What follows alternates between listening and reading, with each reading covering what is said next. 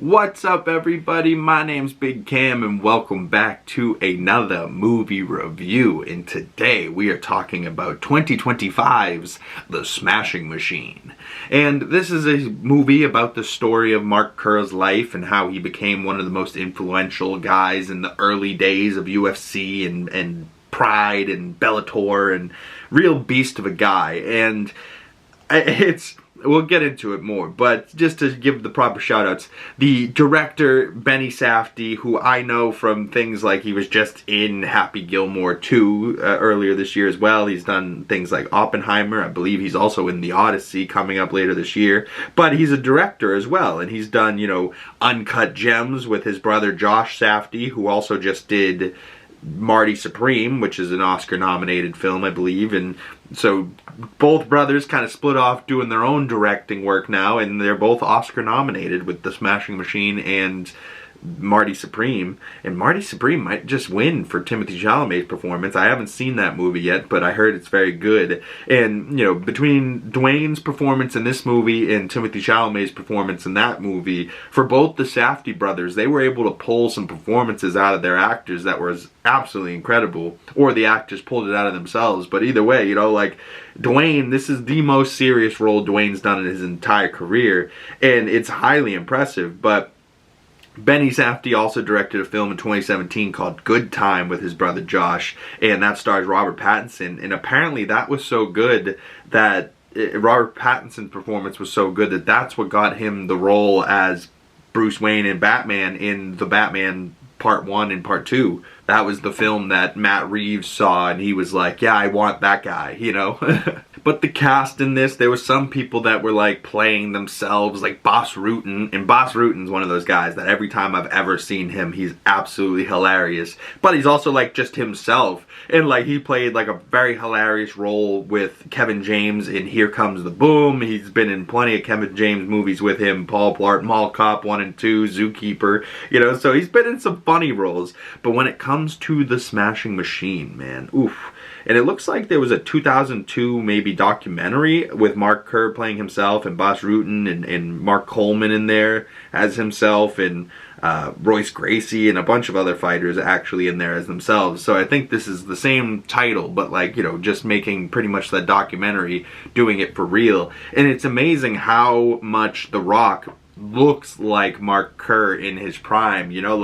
I wonder if they just went out and was like, hey, this was the workouts I was doing, this was the fight camp I was doing, this is how long I was training, this is what I was eating, this is the steroids I was on. I'm very curious what Dwayne did for his body, because it sounds weird, but I know Dwayne "The Rock" Johnson's body very well, and in this movie that's not his body, that's Mark Kerr's body. So Dwayne sculpted his body, and he had the size and the muscle already, but he still had to get these abs that Dwayne just never had, and these shoulder muscles that aren't just for show, they're for power and throwing punches and just absolutely devastating stuff. And this was back when the rules weren't as strict, the gloves were thinner. Some of these early fights, bare knuckle, they're throwing knees at each other's faces, beating somebody up, bloody brutal war that these guys in Pride and Bellator used to go through. And Mark Kerr's a legend, and more people should know his name. And I think that's the whole reason why Benny Safdie made this film. He was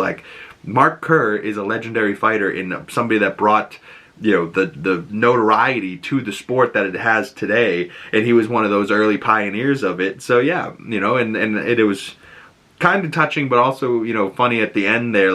They just cut away from The Rock and they showed the real Mark Kerr just in a superstore or a supermarket, and he's checking out and just talking to the lady at the register and just minding his own business, and he's out and about in public and nobody knows who he is. And it's yeah, if that was Dwayne "The Rock" Johnson, everybody would be flooding around him because everyone knows The Rock and he's super freaking famous. But it's kind of sad that somebody that was the pioneer of a sport and at one point was at the height of his career and the most famous guy in the sport, and yet he can go out to the supermarket and nobody knows who he is, which is good in a sense, not everybody wants to be famous and have the paparazzi following them around like that. But, poor Mark Kerr, he wanted that fame and that notoriety back then, and now, you know, when he's old man, he's retired, and he, you know, might not mind somebody coming up to him being like, hey, I loved your fights back in the day. Now nobody even recognizes him. So at the very least, I hope this movie brought a light to Mark Kerr and more people know who he is and know his story. And, you know, just to shout out some of the other actors in this, Emily Blunt, of course, plays his girl Dawn, and they were like married, they had kids, but then I don't think they're still together to this day, which is a little sadder, you know. So that's what made the ending a little sadder for me, is it was just like himself at a supermarket just doing his own thing. He's still walking, still able to, you know, do his own thing, but he's not, you know, super fucking famous. He didn't have his happily ever after necessarily. I think he's still sober, so in that sense, he did, you know, he didn't turn back to the pain drugs, but, you know, he got out of fighting in like 09, I think they said, and, you know, so he's been retired almost 20 years now at this point, and yeah, Mark Kerr, man, I hope you get the shout-outs you deserve. But his girl Dawn there, played by Emily Blunt in the movie, like, whew, like almost crazier than the fights sometimes is the fights that they were having behind closed doors, and she's like being selfish, but also like, you know, just trying to be there for him in her own way, but doing it in kind of maybe a toxic way. But, you know, he's also on drugs at some point, so she's definitely right in that sense. She's like, I can't keep coming out to seeing you on the couch drooling, and he's like, what, I'm fine, you know, and you were definitely not fine. He needed that rehab, and yeah, and I'm sure there's many fighters out there, especially back in the day, that, you know, weren't making all that much money, couldn't get the proper prescriptions or proper medical drugs that they needed to, like, not be in pain or get the surgeries they needed, so they just lived with pain every single day, and they wake up, and I think a quote he has in the movie is, a day without pain is a day without sunshine, you know, and it's like, that's a tough way to live, you know, like, I would hate to wake up every morning and be in physical pain, you know, I'm in mental pain, but physical pain every single fucking day, you know, like, that would be really backbreaking, literally and physically, and heartbreaking, to be just like, oh, you know, struggling to move every day. So, like, you know, that's probably the main reason why I don't want to go do something like carpentry or union job, where they're gonna see my big ass and just start putting stuff on my back, and by the time I'm 50, I won't be able to fucking move, you know. Like, I would like to find a career where I can use my hands maybe and my brain and not my body, you know, and just destroy it over and over and over again. Like, there's got to be a better way. But Emily Blunt's a phenomenal actress, but in this movie, she, as Dawn, she really brings, like, some crazy stuff to the table, and this is some of her best work, I think. And, like, at one point, he's like, come on, come take a picture. Dawn, could you take this picture for us? And they were just having, like, a kind of an argument, and he kind of got snippy with her, and this was when he was still on drugs, so, like, you know, maybe he's got that as a defense. But still, she's like, you know, yeah, sure, I'll take the picture, and behind the camera, you see a shot from the side of her just, like, letting a tear out behind the camera as she's taking it, and then turns around and kind of wipes the tears. I was like, my goodness, dude, some of the stuff in this is absolutely unbelievable. But Ryan Bader played Mark Coleman. I actually thought he was Mark Coleman for a while. I was like, damn, no, he can't be this young. But no, he's not. He is Ryan Bader, who I believe is a fighter himself, maybe. And it says he's only acted in this one movie, but maybe he's more of like a UFC guy that they just got to be an actor. But who knows? But yeah, some of the other fights, you know, he was over in Japan, he had in Brazil, and some very impressive ways that they shot the fights, and how, you know, like, I would be crazy to see these edits, you know, like, I can't wait to go on Instagram now or Twitter and see the Smashing Machine edits of the side-by-side footage of the real Mark Kerr and The Rock, you know, walking to the entrance and doing their, like, walking in and doing the whole, like, hey, yeah, thank you, and then going into their fight. Like, a lot of it, even the fights themselves, I feel like a lot of it was shot by shot, you know, and they had the footage of it, you know. It wasn't like they were making this movie that they had no footage from this guy's life, you know. They had the footage. Mark had the old clothing, so, like, a lot of the stuff that The Rock was wearing in this movie was actual 90s, early 2000s period correct clothes that Mark himself was actually wearing in those days. And, like, a lot of the fights, he was in the actual trunks, and he's, you know, or you know, replica trunks, and he's, you know, his body looks exactly the same. He's got the tattoos, he's got prosthetics on. I think this movie, if The Rock doesn't win an award for it, at least will give him the opportunity to show how good of an actor he really is. And I think in his brain, he now goes, oh, I can do movies that aren't action-heavy movies. Well, not that this isn't an action movie, but, you know, not in the traditional sense where it's gun, gun, fight, fight, shoot, shoot, bang, bang, explosion. You know, like, there is no explosions, there's no, well, there's no explosions, there's no gunfire in this movie, there's no, you know, there's things, you know, obviously mixed martial arts and fighting in this movie, but it's, you know, much more of like a documentary than a, you know, action movie. And, you know, Dwayne really diving into a character like this, I think he will be able to do this more and more in the future. And he might even, you know, take a little note from Dave Bautista, one of these other WWE guys that turned into an actor, and like really go for it. Dive into your character. Be an actor. You know, you're not a WWE wrestler anymore. You don't need to be The Rock. You can just be Dwayne and be a phenomenal actor and enjoy what you're doing, you know, and not just be there for all the money.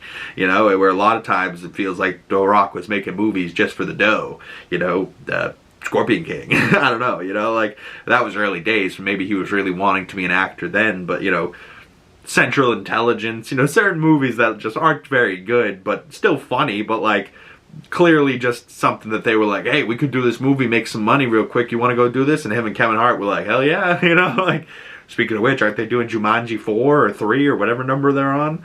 I don't know. But just to wrap it up here, the little synopsis for this movie on Letterboxd says, the unforgettable true story of a UFC legend. In the late 1990s, up-and-coming mixed martial artist Mark Kerr aspires to become the greatest fighter in the world. However, he must also battle his opioid dependence and volatile relationship with his girlfriend Dawn. Ooh, yeah, so it's about the relationship with the girlfriend, his addiction to drugs, and also then trying to become the best fighter in the world. You know, so there's like some added layers to this movie, but it was a touch long, 2 hours, a little bit over 2 hours, and, you know, maybe if this was like an hour 45, it would have moved a little bit better, but I wasn't expecting a whole lot, but at certain points I was like, oh, this is dragging on, but it was highly emotional and highly, you know, well shot, and it just felt more like a documentary than a movie to me, but really, really good work from Benny, Safdie, The Rock, Emily Blunt, you know, everybody that worked in this crew, Boss Rutan, Ryan Bader is Mark Coleman, you know, a couple of the scenes that they shared together was, you know, heartbreaking. You know, it's like his best friend and he's in the hospital and he's like, dude, you almost died from your drugs. You got to cut it out. And he's like, I'm sorry. You know, he's like, you don't need to be sorry. It's me, man. I love you, dude. Like, come on.